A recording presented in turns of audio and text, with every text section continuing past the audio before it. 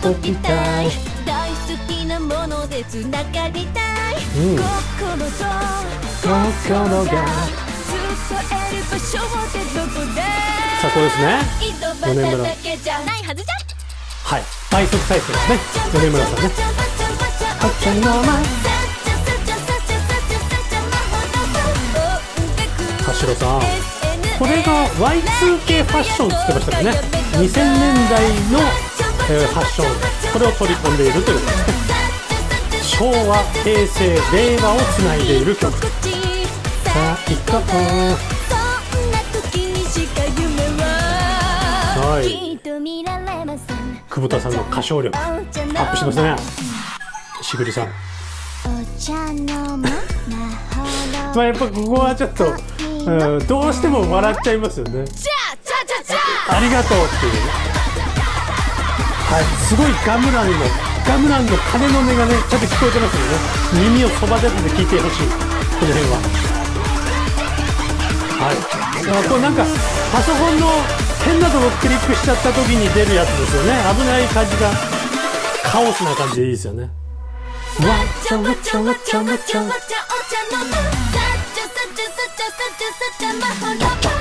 いいですね、これ綺麗ね。昨日サウナ行ってきましたね、そうやってね。僕の憩いの場です。憩いの場、はい、サビの一部分の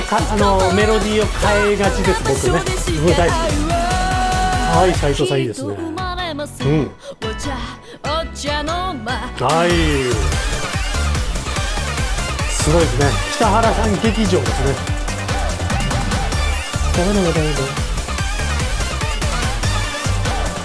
さあまあ普通だったらね普通に終わりますけども、こっからですねどんどん上がってきますよね。